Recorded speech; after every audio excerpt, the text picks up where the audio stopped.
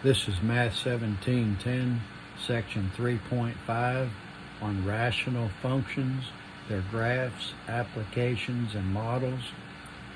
A rational function is written as f of x equals p of x over q of x, where each of these, the p of x and the q of x, are polynomial functions, and of course q of x cannot equal 0, because if it did, you would have division by 0, which of course is impossible.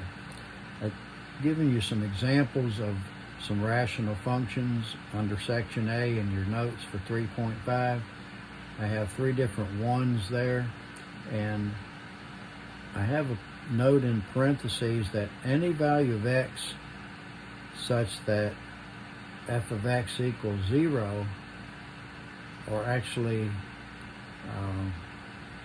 q of x is equal to 0, the graph of f of x is discontinuous at that point, because again you have division by 0. We also want to talk about what we call the reciprocal function, which is a rational function. It's the simplest rational function with a variable in the denominator. For this reciprocal function, the x-axis is a horizontal asymptote because the graph approaches but does not intersect it. That is, it does not intersect the x-axis. The y-axis is a vertical asymptote for the same reason. The graph is decreasing from negative infinity to 0 and from 0 to positive infinity. And it's continuous at x equals 0. And I have a graph of it in your notes to tell you the very same thing. Now, under Part C, where we talk about graphing rational functions, this of course is most easily done on the graphing calculator. But when you do it on the graphing calculator, you need to make sure that all numerators and all denominators with more than one term are put in parentheses. So when you graph rational functions on the calculator, you still need to be able to identify certain things about it. For example, you need to identify the asymptotes. Vertical asymptotes are found by setting the denominator equal to 0 and solving for x. And whatever x equals, when you solve for it, that's your vertical asymptote. A is a 0 for that polynomial function. And here's an example: f of x equals 2x plus 1 over x minus 3. If we take the denominator and set it equal to 0 and solve for x equals 3 is a vertical asymptote.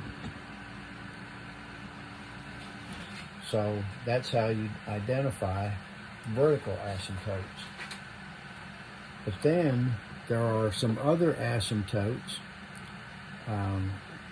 like a horizontal asymptote and one called oblique asymptote. So we have to look at the actual function to determine if we have any of these other asymptotes. Under Part A of number 2, the other asymptotes, there are 3 possibilities. Part A says if the numerator is of lesser degree than the denominator, that means there's a horizontal asymptote at y equals 0. Under Part B, if the numerator and denominator have the same degree and you have a rational function, then the horizontal asymptote has the equation y equals a sub n over b sub n, where a sub n and b sub n are the leading coefficients of the numerator and the denominator. The third possibility is the numerator is of degree exactly 1 more than the denominator. And this is when you have an oblique or a slanted asymptote. To find it, you divide the numerator by the denominator and then if there is a remainder, you disregard it. So the rest of the quotient without the remainder, you set that equal to y, and that gives you the equation for the asymptote. Okay, here's an example. We have f of x equals 2x,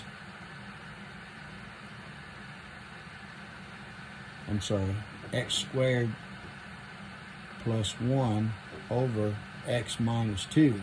Notice the degree of the numerator is exactly one more than the degree of the denominator. So we're going to divide this, we set equal to 0, and solve for x to get the number out front for synthetic division. And then we put the x squared as a 1. There's no x, so we put a 0, and then a 1 for the constant. Bring down the 1, start multiplying and adding. 1 times 2 is 2, plus 0 is 2. 2 times 2 is 4, plus 1 is 5. So the remainder is 5, which we disregard. So this started out as x squared. It's now down to x, so that's x plus 2. We now set that equal to y, so y equals x plus 2. That, of course, is a slanted line, so it's the asymptote. It's called the oblique asymptote. So those are the three possibilities. We also have section E here that talks about the behavior of graphs of rational functions near the vertical asymptotes. So I have two examples on page 44.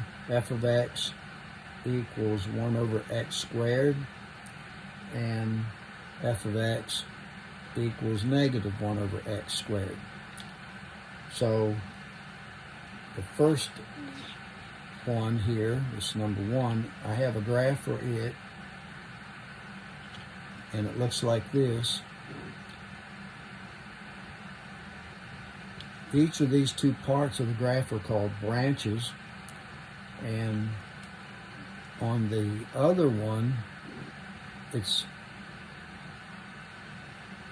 going to look like this. It's a reflection across the x-axis because of the negative. So I want to let you know that if the powers are even, that's called an even function. The graphs are going to be like this. If the powers are odd, then you will have a different type of graph, and we can do that on the graphing calculator. Turn it on here, and y equals, we'll do 1 divided by x raised to the power of 3, and we'll graph that.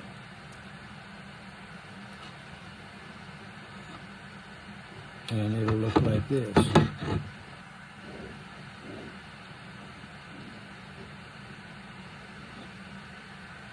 And of course, if you do the negative, it's a reflection across the y-axis.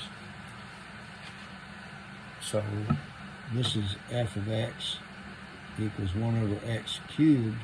If you do the negative, it would be this way and this way, just reflecting across the y-axis.